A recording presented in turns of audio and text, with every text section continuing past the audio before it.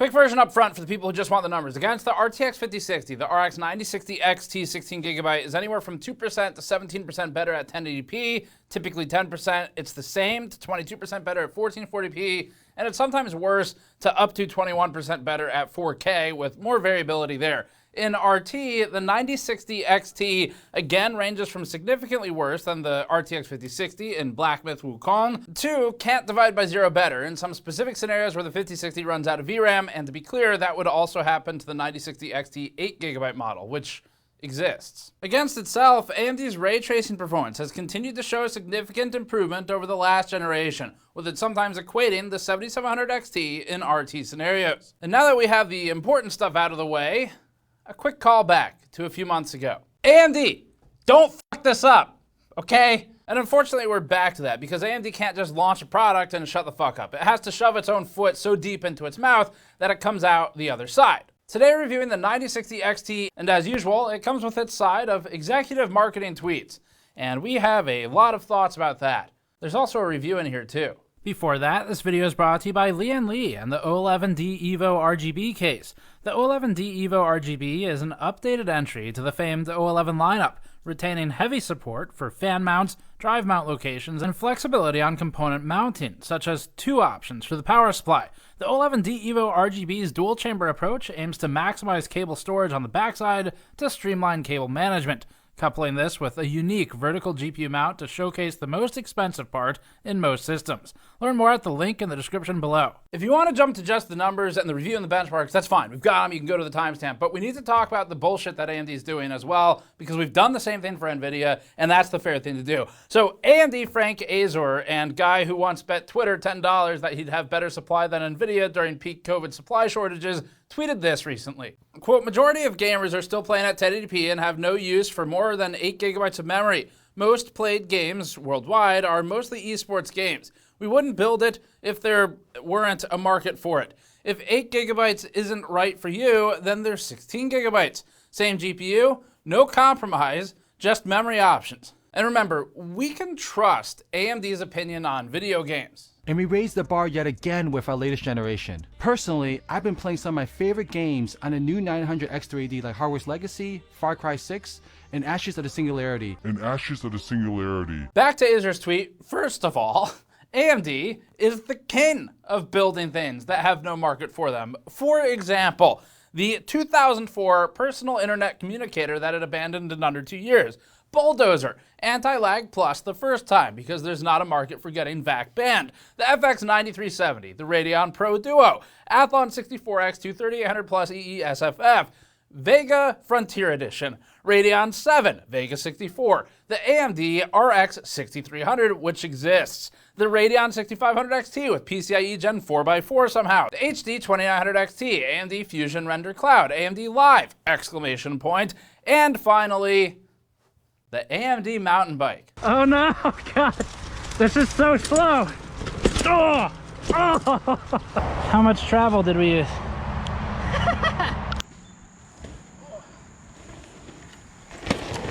Shift!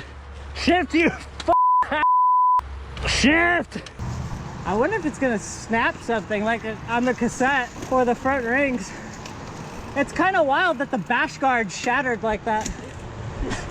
And that is still the proudest I've ever been of a product that GN killed completely on its own.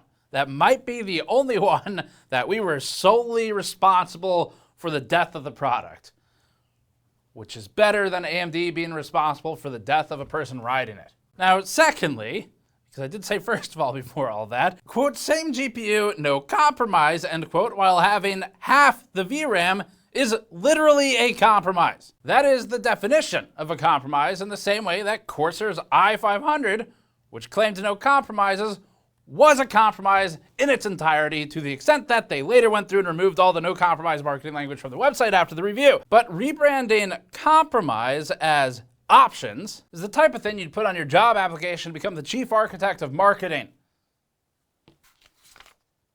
Okay, bad example. But this is what AMD's best at. In June 2020, AMD posted a blog post saying that 4 gigabytes of VRAM, quote, is evidently not enough for today's games, end quote. January 2022, AMD hides the blog post just ahead of the launch of the 4 gigabyte GPU, and then panicked when it was discovered and unhid the blog post. In 2020, after NVIDIA's paid 8K marketing campaign, Acer tweets, quote, I guess we'll scratch our 16K gaming message, end quote. November 2020, AMD partners with Sony to slap a gigantic 8K sticker on the PlayStation 5 boxes that it later removed the label from. Also, November 2020, Frank Azer tweets about successfully buying his own product in a market with a massive GPU shortage, presumably to save $10 from a bet. 2017, AMD posted a video that said poor Volta before having its ass handed to it by NVIDIA for the next several generations. Also, years past, the Fury is called the overclocker's dream. 2016, now former AMD corporate vice president Roy Taylor sat next to me at the RX 480 launch event, looked over my shoulder at the laptop where I was looking up the Fury X specs, and asked why I was looking them up. I said I couldn't remember if it had 4 gigabytes of memory. He said, we'll never make that mistake again. Spoiler alert. That's the same event where AMD gave us the tech demo of the RX 480 running in Crossfire, because 2 of them beating a single GTX 1080 is good marketing. And they had Ashes of the Singularity running on one system with the GPU benchmark and the other system with the CPU benchmark. It's like weaponized incompetence. The point is, AMD marketing continues to do AMD marketing things and can't get out of its own way. AMD is single-handedly keeping podiathodontists employed at this point with how many emergency foot-from-mouth extraction surgeries they have to perform. The point is that an 8 gigabyte card should not exist for $300 today. Not for NVIDIA, not for AMD. 8 gigabyte cards do have a place. He's right about that. But it's not in $300 solutions. We had 8 gigabyte cards for $200 years ago when AMD was pushing the RX 480s and 580s on fire sale. It's as if VRAM stopped advancing, and it's actively hurting gaming today. You'll definitely notice this within a few years, but you will also almost certainly notice it even today. We've already shown examples of it being a problem with NVIDIA, and it's the same thing with AMD. If AMD wants to sell an 8 gigabyte esports card, or whatever they want to call it, it can do that. But do it for the true low end. AMD is right back to NVIDIA minus $50. AMD hasn't realized that it has to invest in its brand. Ways to do that would include actually investing in it, like what Intel's doing with Arc, where they willingly take less money to establish market share to try and eventually grow it. Another way to do it would be to shut the fuck up on Twitter. Get the executives off of Twitter. It's not helping. The investment is supposed to go into products and getting market share, not into one-upping NVIDIA's fuck-ups. Like, we're competing on the wrong thing. And giving out review samples doesn't undo any of the incompetence at play here. So anyway, that is the rant. We do still have a review, and we're gonna still go through just the numbers like we always do and talk about the numbers. But I don't know why they both have to suck so much right now. It's really frustrating. Anyway, we've got a review to get to, so let's do that. We'll start with a quick thermal test to evaluate how the Sapphire Pulse model does. These lower-end cards sometimes get shafted with poorly applied thermal solutions or just mounting issues. In a 100% rendering workload, the 9060 XT GPU temperature sensor climbed to about 56 degrees Celsius steady state. That's completely acceptable. The hotspot temperature was 79 degrees, meaning that there is about a 23-degree delta between the two. The highest we've ever seen for GPUs without there being something enormously wrong was in the 40s for a poorly installed GPU cooler, and that was pretty wrong. And this is why we pay attention to the delta to begin with. In this instance, 23 is higher than we'd like to see, but both numbers are well within the tolerances, and we can thank the relatively low power limit of this particular GPU for that more than the cooler. Memory temperatures ran warm at 85 degrees Celsius and an ambient of 21 degrees Celsius. We'd like to see this cooler, at least a couple degrees, because it leaves little room for aging of the thermal interface material and ramping internal case temperatures for internal ambient. But there's still enough room here that it's okay overall, considering the relatively lower heat flux of this memory. We'll evaluate this closer in our teardown video that goes up later today, hopefully. One thing we noticed was the bump right at the start. The fans took a little bit to kick in, and they didn't hit until the GPU bounced off of what we assume is the VBIOS temperature target. You can see that in that bump at the start where it's a 56-degree GPU temperature, and then after this, it aggressively gets cooled down, and then the fans slowly allow that to ramp back to the temperature target. Next, we checked the frequency log to ensure the card was hitting the advertised clock speed. In the same test, where the GPU leveled out at 56 degrees Celsius, the core frequency held at about 3130 megahertz or so. The advertised boost frequency is up to 3130 megahertz, according to AMD directly, so it's hitting that up to marker just barely at the high end of the up to, which is 3130. We also ran a quick acoustic test in our hemi-anechoic chamber that we built. The RX 9060 XT Pulse ended up being almost too quiet to get a good read on it, as it's near our noise floor. The device measured at about 16 dBA under full load and tested at 1 meter distance in the chamber, shown by the green line in this plot with some 9070 models and XTs for reference. The 9060 XT Pulse ended up with a slight spike at around 500 Hz, which we've seen in the other cards on this chart as well. And then it had otherwise a relatively gradual frequency fall off later on in the plot. Nothing jumped out at us here, there's no weird behavior, and that's a compliment for the Pulse. It's pretty standard. The low power draw of the card allows the fans to spin relatively slowly, so it's likely that the other fans in your system would be louder than this GPU. Dragon's Dogma 2 is up first. Tested at 4K, the RX 9060 XT outperforms the RTX 5060 GPU. We're in unplayable territory for these, but this is still a useful tool to understand scaling across resolutions. The RX 9060 XT 16GB that we're testing today leads the 5060 by 7% here, with both behind the former flagship 2080 Ti GPU. The jump from the 9060 XT to the 9070 is huge, at 79% improved to the next card up from AMD. AMD has a large performance gap between these models. In between, we can find the 7900 XT, the 7800 XT, also from AMD, and the 6950 XT around the levels of the 7900 GRE as well. NVIDIA competition additionally includes the 5060 Ti, which ran at 40 FPS average and outperformed the 9060 XT by 11%. At 1440p, the 9060 XT ran at a playable 65 FPS average, with lows proportionately spaced. The lows for all the latest NVIDIA and AMD cards are indicative of consistent frame time pacing for the game. The 65 FPS result positions the 9060 XT near the level of the 7700 XT and the 3070 Ti, just below the 5060 Ti. The 5060 Ti has a 7% lead, with the 9060 XT leading the 5060 non-Ti by 14%.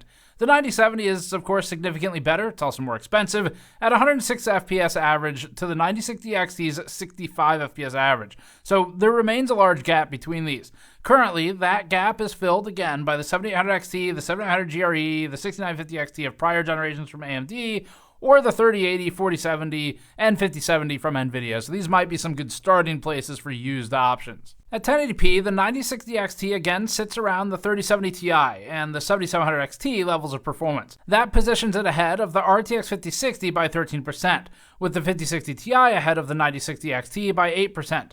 The 9070 improves to 134 FPS average from the 86 FPS average of the 9060 XT, or 54%, with the 9070 XT improving by 68.5% to 145 FPS average, just below the 5070 Ti and prior XTX flagship. Generationally and by name only, which again has shifted in meaning for both AMD and NVIDIA, the 9060 XT improves on the 7600 by 42% and the 6600 XT by 48%. The 6600 XT launched at around $380, but was available later in its life commonly for $220 to $260. Final Fantasy XIV Dawntrail is up now, first at 4K. By frame rate alone, the 9060 XT is basically the exact same product as the 6700 XT here. The two are nearly identical in performance. There's a VRAM difference, obviously a specs difference, but how they perform in reality is basically the same. The original MSRP for the 6700 XT was around $480, and later in its life it was commonly available for $300 to $350. In other words, against only the launch price, AMD has come down about $130 to equal the performance of a card from 4 years ago. Checking sold listings of the 6700 XT on eBay, since a used one would be a viable alternative to these 9060 XTs, You can find them from $250 or so up to $400, with a lot of the listings in the range of the upper 200s and lower 300s. The 4060 Ti is about tied with the 9060 XT, with the 7700 XT slightly ahead. The 5060 leads the 9060 XT in this game and benchmark, part of our established fact that AMD just generally struggles in this particular test right now as compared to NVIDIA. In fact, even Intel's B580 is outperforming the 9060 XT here, and it's cheaper. In this test, the 9060 XT just doesn't do that well overall. The same was true of the 9070 and the 9070 XT in this testing. At 1440p, the 9060 XT ran at 85 FPS average, which has it equivalent to the 6700 XT from 2021, slightly below the B580, although with better 0.1% lows, and just barely ahead of the RTX 4060 Ti. This game is one of Intel's more promising for performance gains against the incumbents, and remains one of AMD's weaker games. The 5060 leads the 9060 XT by 2% for average FPS, with lows functionally the same. The RTX 5060 Ti at 104 FPS average leads the 9060 XT by 22%. As we've seen in the past, AMD's competitive performance in Final Fantasy XIV, at least for Dawntrail the way we benchmark it, just isn't as strong as in other titles. Generationally, the 9060 XT leads the 6600 XT's 63 FPS average by 36%, the 6600 by 62%, and NVIDIA's once most common GPU, the GTX 1060 6GB for this model, by 158%. Starfield is up next. Sometimes people ask why we still test this game. Well, we figured it makes sense to benchmark a game nobody plays with cards nobody wants to buy. AMD's RX 9060 XT ran at 39 FPS average, with lows proportional to the average. None of the NVIDIA or AMD cards on this chart have particularly strong or weak 1% or 0.1% lows. The 5060 Ti 16GB at 41 FPS average outperforms the 9060 XT 16GB by 5%. Against the new 5060 that we bought for $330, the 9060 XT leads by 18.8% in average frame rate. Lows scale along with the average. We need to drop the resolution though for more cards to compare. Dropping to 1440p, the RX 9060 XT ran at 62 FPS average and ended up between the 5060 Ti and the 3070 Ti. The RTX 5060 Ti's 65 FPS average is indistinguishably different from the 9060 XT from an experiential standpoint, but technically ahead by 6%. Buying a higher-end card instead, like the 9070, would improve the performance in this title in that instance by 56%, from 62 FPS average to 96. One of the cheapest 9070s in stock at the time of writing this was $650. That's about $100 over MSRP, which means that a $350 9060 XT 16GB, if you could find it at that price, would achieve 64% of the performance for 54% of the price. We expect it'll be more than $350 though. Down the stack and against older generations, the 9060 XT distances itself from the 6700 XT this time, despite similar performance in other games, and improves upon the 6600 XT by 63%, the 6600 by 94%, and the 2060 by about the same. Intel's B580 is similar to the RX 7600 in performance, but it suffers in frame time consistency in this game, so it's just the averages that's similar. Its experience would be noticeably worse as a result. Tested at 1080p, the 9060 XT ran at 77 FPS average and maintained consistent lows, just like the other AMD and NVIDIA cards at its flanks. The 5060 Ti runs just 4.7 FPS average higher frame rate, or a 6% advantage. Against the 5060 non-Ti, the 9060 XT leads by 17%. AMD's prior 7900 GRE, the 6950 XT, and NVIDIA's new 5070 all end up ahead of the 9060 XT in a similar clustered ranking. Beyond that, there's the 9070, which has an average FPS at 118 or 52% ahead. By MSRP, which the 9070 still regularly is not, it's typically around $650 what we're seeing right now, that'd be a 52% performance gain for a 57% price increase, again by MSRP, but we can't be sure where the 9060 XT will land until launch. Resident Evil 4 is up now at 4K. The 9060 XT's 56 FPS average has it about equal to the 5060 Ti. Neither has a frame time consistency advantage over the other, and all these metrics are within variance. They're the same result. The 3070 Ti is just behind the 9060 XT, with the 7700 XT just ahead of the 5060 Ti and the 9060 XT. And it improves upon the 5060's 46 FPS average by 20%, which is the same improvement from the Intel A770. In this game, the ARC GPUs do better for frame time consistency than they have elsewhere. The 9060 XT is also 22% improved over the Intel B580, although the B580 is commonly cheaper. Generationally, noteworthy markers in this chart include the 2060, the 6600, the 6600 XT, and the 7600, all of which would have a significant improvement moving to the 9060 XT or to a 5060 Ti type of GPU. At 1440p, the 9060 XT held a 106 FPS average, putting it between the 5060 Ti and the 3070 Ti. The 5060 Ti is 6% ahead in average frame rate. The 7700 XT and the 4070 outperform both of these, with the 5070 notably ahead in both price and performance. The 9070 again leaves a large gap between it and the 9060 XT, with a 62% improvement over the new card. Versus the 5060, the 9060 XT runs 17% ahead, about the same as its uplift over the 3070, the 4060 Ti, and similar to the 6700 XT. Intel's B580 does okay to hang on here, but isn't keeping up with the newer 5060 and 9060 XT. It's getting closer though, so we'll see what Intel achieves in the next generation. Versus older cards, users of the 2060 would see an improvement of 127% to the 9060 XT. 6600 owners would see the jump from 58 FPS to 106 FPS average, nearly doubling, and 6600 XT users would also see a meaningful uplift. Black Myth Wukong is up now, tested first at 4K just for scaling purposes. The 9060 XT ran at 25.6 FPS average here. That's obviously not playable, but let's look at the scaling. Against the 5060, performance is about the same. The 5060 Ti is 22% ahead, so similar to what we've seen even in higher frame rate scenarios. The 9070 improves on the 9060 XT by 61% here. Let's move to a lower resolution. At 1440p, the 9060 XT climbs to 49 FPS average. That has it at about the same level as the 7700 XT and the 3070 Ti.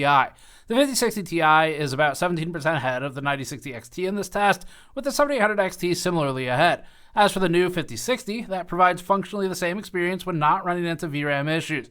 The 3070 is around the same spot as the 5060. The 9060 XT at least improves over prior generation parts in a meaningful way. Against the RX 6600 XT's 29 FPS average, we saw a 66% improvement. Versus NVIDIA's popular 2060 from years and years ago, the uplift is 94% from 25 FPS average. 1080p puts the 9060 XT into playable territory without any form of upscaling, and with these quality settings, the 9060 XT ran at 71 FPS average with lows where we'd expect them. The 5060 Ti's 81 FPS average has it 14% ahead of the 9060 XT here, with the 5060's 66 FPS average giving up an 8% lead to the 9060 XT. This is a stronger title for NVIDIA even when rasterized. Intel's B580 actually does okay for frame time pacing this time, but ends up far down the stack, unfortunately, with averages and adjacent to the old 3060 and prior generation 7600. It's just not competitive here. Dying Light 2 is up now. 4K isn't worth much time. First of all, as we all know, the human eye can only see 30 FPS without running two of them in SLI, which enables 60 FPS visibility. One of our viewers with glasses in the last review pointed out that his spectacles actually enable MFG4X, multiplying the visible frame rate by a further 2x on top of SLI eyeballs. All of that is to say, at 32 FPS average for the 9060 XT, we're past perfection anyway. Does that make any sense? And it's perfect. It's completely perfect. The 5060 Ti outperforms the 9060 XT by 20% here, similar to some of the other tests, even in spite of the heavy workload. That's why we include these tests, though. It's for the heavy workload. The 5060 is about the same, so let's move on. At 1440p, the 9060 XT ran at 63 FPS average with good lows, but not any better than any of its competitors. The 3070 is slightly ahead, and critically, the B580 is actually about the same. Intel does well in this one, outperforming the 5060 in average and in lows, while being functionally equal to the 9060 XT's metrics. That's more exciting than NVIDIA or AMD here. But as for NVIDIA, the 5060 and 9060 XT would feel about the same in play in this game, with the 5060 Ti improving on the 9060 XT by 17%. Again, users of the now venerable RTX 3080 10GB can feel pretty good about their purchase, because the card is still hanging in there and keeping pace with modern GPUs, not too distant from the 9070. Speaking of, the 9070's uplift over the 9060 XT is 68%, putting them again in totally different price and performance classes. Cyberpunk 2077 Phantom Liberty is up next. Tested at 4K, the RX 9060 XT ran at about 30 FPS average, so although there's only a 6% lead for the 5060 Ti, we're too constrained in performance to have a full picture yet. The 5060 fell notably below the 9060 XT here, with the AMD device holding a 21% advantage. Let's see if that sticks at 1440p. At 1440p, the 9060 XT ran at 64 FPS average and landed between the 3070 Ti and the 5060 Ti. The lead over the 5060 non-Ti drops to 16.7% here, down from about 21% at the less playable 4K. As for the 5060 Ti, its lead actually didn't change much. It's at 7.5% ahead now, from around 6% previously.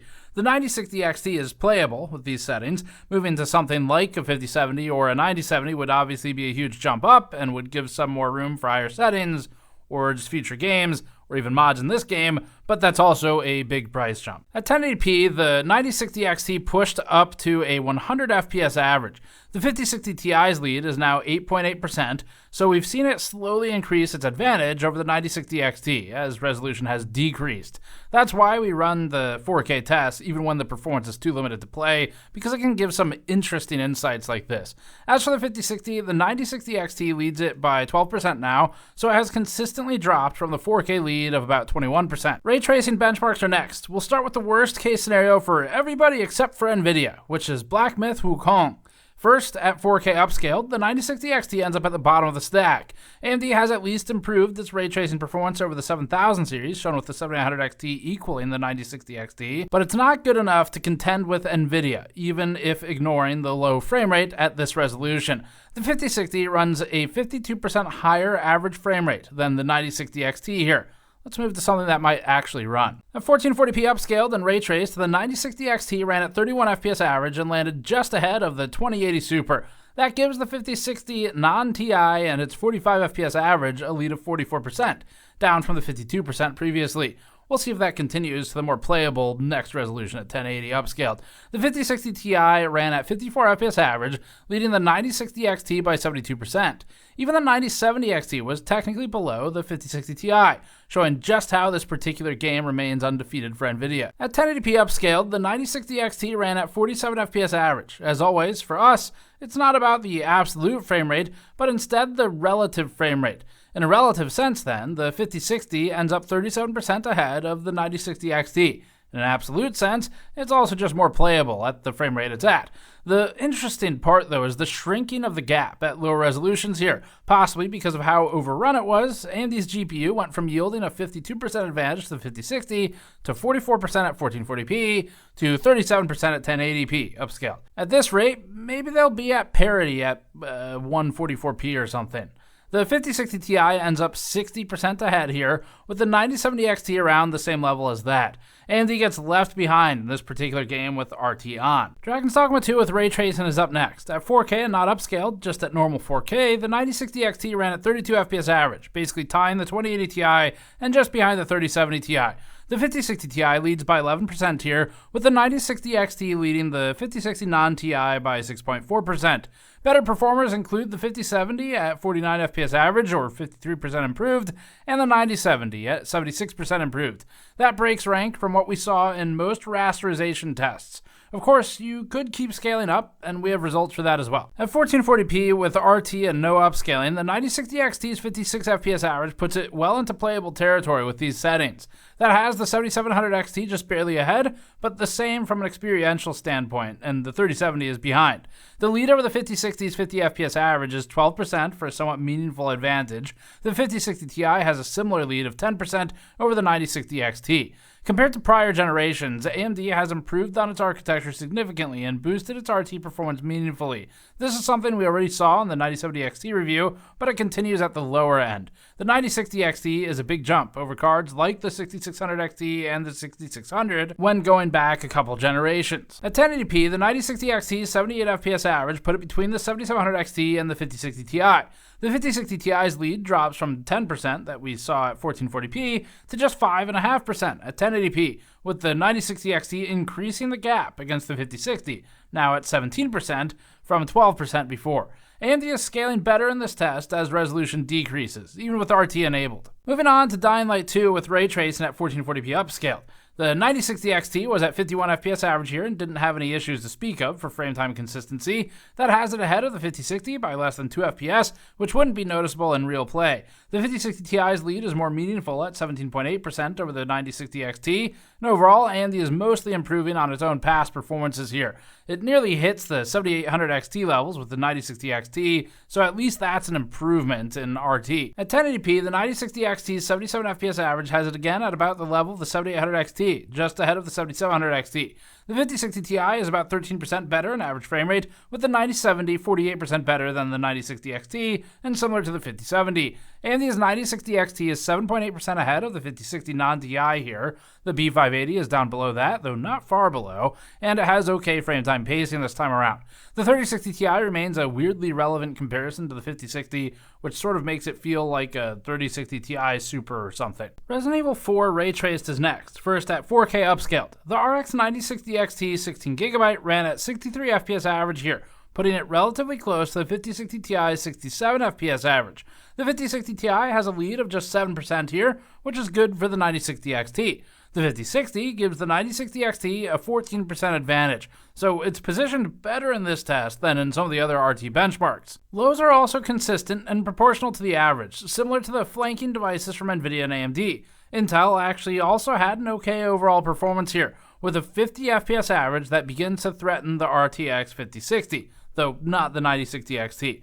Intel is mostly contending with the fact that it's not consistently competitive, despite having improved this significantly with Battlemage. At 1440p upscaled and with RT, the 9060 XT's 102 FPS average puts it just below the 7700 XT. The 5060 Ti is now 10% ahead, up from its 7% lead at 4K.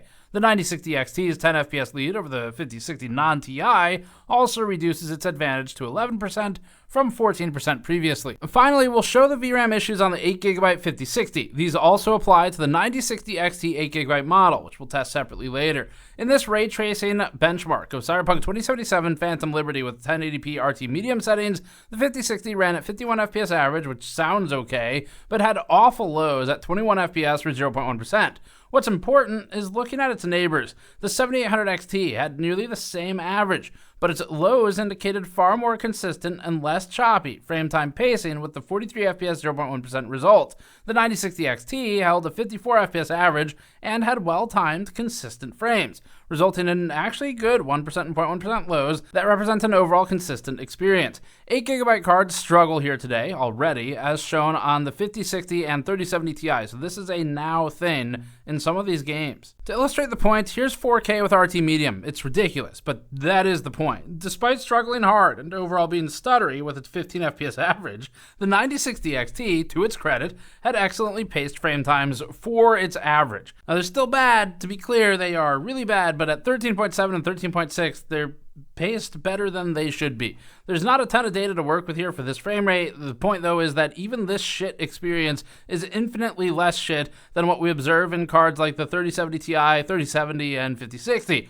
all of which are so variable from exceeding VRAM that the numbers are meaningless. We really can't tell them apart. They are just unplayable in more ways than even the 9060 XT is here. So this is an illustration of VRAM limitations in real time. Up next, we'll look at efficiency benchmarks when capturing GPU power consumption via the PCIe cables and the PCIe slot combined. This is isolated power draw to just the GPU. We're representing efficiency in the form of FPS per watt, or frames per joule if you prefer, with higher being more efficient. The product name also contains the power drawn in this specific test. In Starfield at 1440p, the RX 9060 XT ended up slightly more efficient than the 9070 XT, though obviously with lower frame rate. The 9060 XT pulled 169 watts in this test, resulting in a 0.36 FPS per watt result. The RTX 4060 has a much lower frame rate that'd push it into lower graphics settings if you wanted to keep it relatively playable, but it's more efficient and has lower overall power draw. The 5060 was also behind the 9060 XT in frame rate, but also ahead in efficiency as a result of a reduced total power draw of 126 watts for its frame rate. The 5060 Ti pulled 145 watts and had a higher frame rate than the 9060 XT, allowing it to approach the top of the charts with the 4060 Ti. Both of these are the 16GB models, as is the 9060 XT. F124 with RT is next, and at 4K. The RTX 5060 couldn't run this test without major stuttering, so it's not on the charts. The 9060 XT had a 0.17 FPS per watt result, with the 5070 tying it also at 0.17 FPS per watt, but with a 246 watt power draw.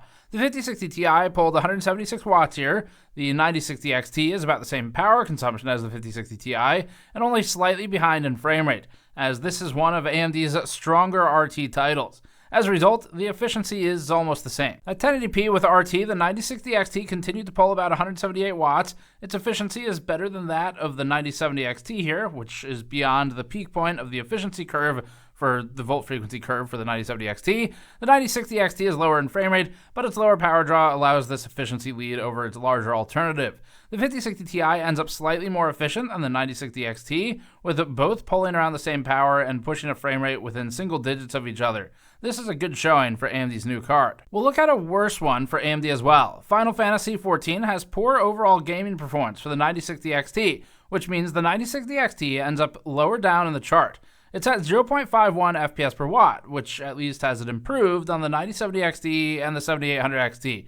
The card is also tied with Intel's B580, but related to NVIDIA, it's behind the 4060 and significantly behind the 5060 Ti. All right, so 8GB cards can exist, but we don't think they should at $300. And if AMD wants to sell an OEM POS edition, they're welcome to do that. We just think that at this point, those should be relegated to the true low-end devices and should be distinct. Selling the lower VRAM alternative opens up the door to less informed users, likely not in our audience, getting tricked into buying something worse than they're led to believe. It also artificially deflates the MSRP when people talk about pricing. As far as performance versus the RTX 5060, if we come back to that, it's at least better in nearly all instances. It's often around the levels of the 3070 Ti. It tends to be between the 3070 and 3070 Ti in a lot of tests. The 16GB 5060 Ti is currently $490 without a combo and without open box on Newegg. The 5060 Ti is up to 14% better in our 1080p tests. It's up to 17% better at 1440p. It's up to 22% better in 4K. Really just depends on the test, and all those numbers are for rasterized specifically. Ray tracing in games like Black Myth, it really pulls away, but it depends on the game. As for price commentary, we don't really have any yet. We need to see where the 9060 XTs land, and we'll do a pricing update comparison once things settle down as usual. So, I mean, that's it. We already gave you the recap numbers in like the first 3 sentences of this video. So you can check that if you want the quick recap, but the charts are all throughout the review.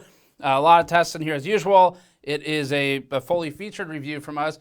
It's frustrating that AMD can't just shut up and launch a product, just like it's frustrating that NVIDIA has to play the games it plays to launch a product. And I don't know, man. I just want to test GPUs and put the numbers on charts. It's way easier to edit those videos, that's for sure. But anyway, that's it for this one. You've got the numbers, you've got the commentary. The pricing is what really matters here. And at this point, I'm just kind of done talking about MSRP pre-launch, because we get to post these things normally along with launch or just before launch for the GPUs. And that means we don't really know what the price is going to be.